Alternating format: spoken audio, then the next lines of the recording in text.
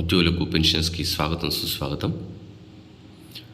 తెలంగాణ ప్రభుత్వ ఉద్యోగుల పెండింగ్ డిఏలు అలాగే పిఆర్సి రిటైర్డ్ ఉద్యోగుల బెనిఫిట్స్ గురించి ఉద్యోగ టీజీజేఏసీ అధ్యక్షులు మామిళ్ళ రాజేందర్ గారు ప్రభుత్వాన్ని డిమాండ్ చేయడం జరిగింది. వెంటనే ఉద్యోగులకు సంబంధించినటువంటి పెండింగ్ డిఏలు పిఆర్సి అలాగే ఇతర బెనిఫిట్స్ అన్నీ విడుదల చేయాలని ప్రభుత్వాన్ని వారు డిమాండ్ చేశారు.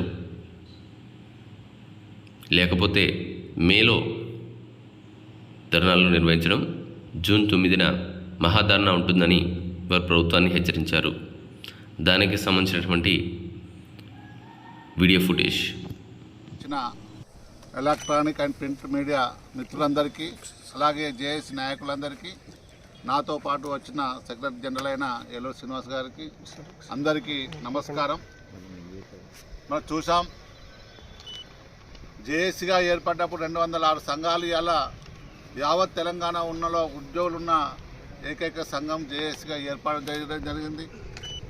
మరి చాలా సమస్యల పెండింగ్ ఉన్నాయి. గత ప్రభుత్వంలో పెండింగ్ బిల్స్, పెండింగ్ డిఏలు, టీఆర్ఎస్ కమిటీ చేసిన ఇంకా నివేదిక రాకపోవడం, చాలా సమస్యలు ఉండడం, ఈ ప్రభుత్వం కూడా దాన్ని కొనసాగించడం జరుగుతుంది. గౌరవనీయులైన ముఖ్యమంత్రి గారికి మేము కోరినాం, రేవంత్ రెడ్డి గారికి 2 దఫాలు 3 దఫాలు చర్చించినాం. మన ప్రభుత్వం అప్పులో ఉన్నది, మీరు సమయం పాటించండి అంటే సమయాన్ని పాటించాం. ఇప్పటికీ 15 నెలలు అవుతుంది. 15 నెలలైనా ఇంకా ఎన్ని రోజులు సమయం పాటించవలసిన అవసరం ఉందో ఈ ప్రభుత్వానికి తెలియవలసిన అవసరం ఉంది. చాలామంది ఇలా రిటైర్మెంట్ అవుతారు, రిటైర్మెంట్ బెనిఫిట్స్ ఇవ్వలేని పరిస్థితి.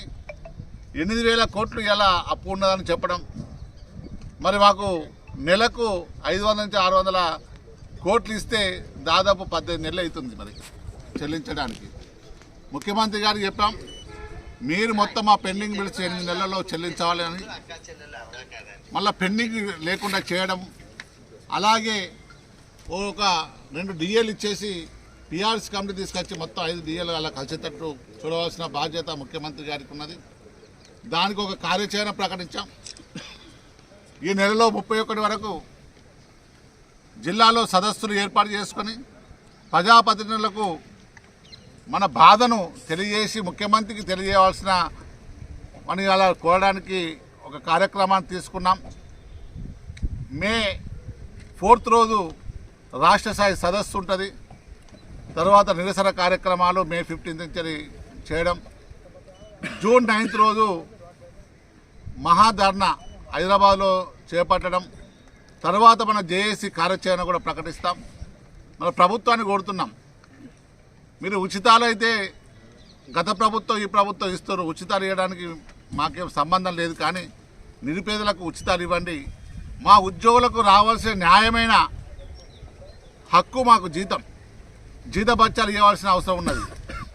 గతంలో అసెంబ్లీలో మాట్లాడుతూ ముఖ్యమంత్రి గారు మాకు వచ్చేది బెనిఫిట్ అంటే అవి బెనిఫిట్స్ కావు, మేము దాచిపెట్టుకున్న డబ్బులు, మేము మిస్ చేసి వచ్చే డబ్బులు రిటైర్డ్ అయిన తర్వాత మా పిల్లల చదువు కొరకో లేకపోతే ఇల్లు కట్టుకోవడానికో పెట్టుకున్న డబ్బులను ఇవాళ మీరు ఇన్ని రోజులు దాదాపు 1 నుంచి 2 సంవత్సరాల నుంచి పెండింగ్ పెట్టడం నిజంగా చాలా బాధాకరంగా ఉన్నది. మరి యావత్ ఉద్యోగులు నిరాశతో ఉన్నారు. గత ప్రభుత్వంలో కూడా వాళ్ళు ఉద్యోగులకు ఇలా చేస్తేనే వాళ్ళు ప్రతిపక్షంలో కూర్చున్నారు, మీరే చెప్పారు. మరి మీరు కూడా మాకు వచ్చే న్యాయమైన డిమాండ్స్ను వెంటనే మాకు ఇప్పించవలసిన బాధ్యత తీసుకొని సిపిఎస్ను కూడా రద్దు చేస్తామని మీరు మేనిఫెస్టోలో పెట్టారు. సిపిఎస్ను రద్దు చేయాలి.